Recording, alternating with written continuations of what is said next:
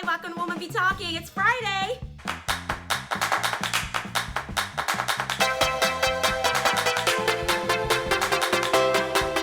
I'm not going to discriminate against the other 6 days of the week. So, yeah, it's not Friday.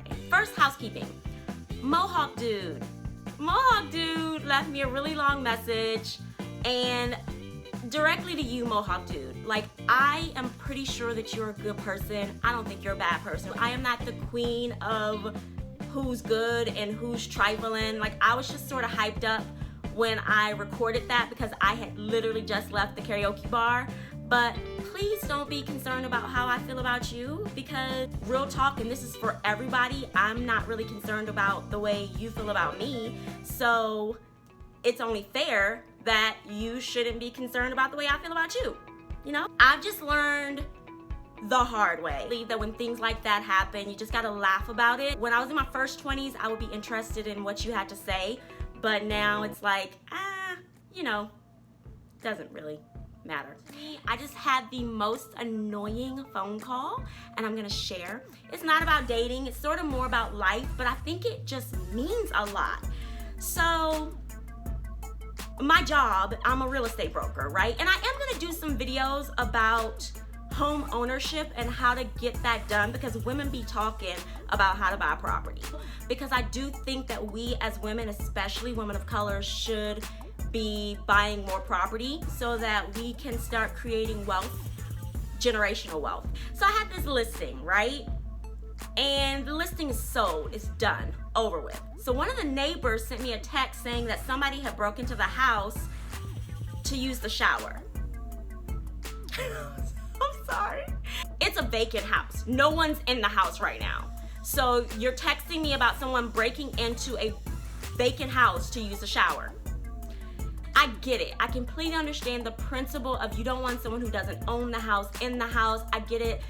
In California, someone can squat, and you don't want a squatter in your house because it can be heck trying to get them out of the house. I get it. People can steal your pipes from houses. But if they're taking a shower, most likely they're not going to be stealing pipes. And there's so many things wrong with this text. Like, how do you know that they're taking a shower? Like, why are you concerned about somebody taking a shower in a house that isn't yours?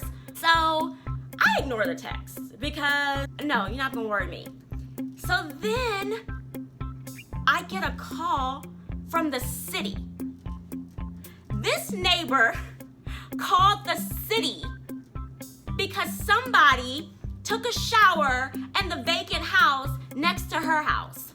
And it just was mesmerizing to me. Like, I know she called the city because when she called the cops, they were like, Trick, if you don't get off my phone with this. It's like the hypocrisy of the situation. It's a bigger issue of just the humanity of people. Like, if he was breaking in and stealing something or being nefarious, fine.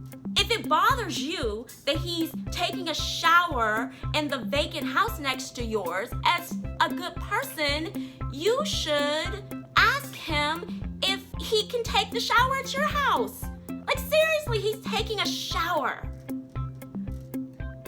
Anyway, the reason that this bothered me so much is just because I feel like people just in general have to think about what their motives are and who they are as people, and look at the big picture. Because something else happened. I don't really wash my clothes. I take them to the fluff and fold because I don't like washing clothes.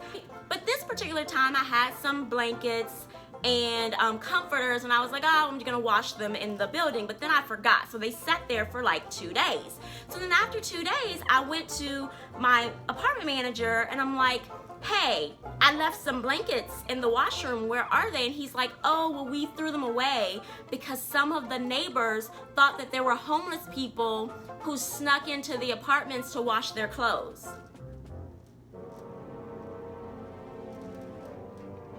So your solution to homeless people sneaking in to wash their clothes after they spent their homeless money to use quarters to wash their blankets, your solution is to throw them out, wasting all their homeless money. So I knew who complained about it, right? And she comes to me and she's like, I'm so sorry. I'm so sorry. I didn't know it was yours. I thought it was homeless people. Skip forward, Christmas time, she knocks on my door to get donations for canned food for a homeless drive they're doing at her church. I'm not gonna go into the irony here. You know what? If I had, I'm going to. You complained because you thought homeless people took their homeless quarters and washed in the washroom, and now you're knocking on my door because you want me to give you some canned goods for some homeless people. So you want to feed them, but God forbid they use their quarters to wash clothes in your apartment building. Like, I can't. And that's the same kind of person who would call the city to report someone taking a shower in a vacant house. I don't know. There's not a conclusion really to this. I want people to look within and figure out why they're upset about things. Because it's like, I bet you those same people would look at, you know, Barbecue Becky or the drugstore police guy or all these people who call the cops on black people just for sport.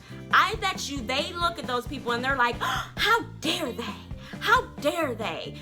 What a horrible thing. But you're the kind of person who would call the city to report a person taking a shower instead of just asking the person to come and take a shower in your house, or just shutting up and looking the other way. But you want to bug me. You want to have my time. Some Fridays, you might just have to listen to me rant. That's what this was. But I do have some really cool stuff coming up. I am going to tell my good guy story because one of my friends told me that all the stories that I tell about men have been like trifling dude stories. So I'm going to tell my good guy story. I am going to do my top 5 places for first dates. I have great places for that.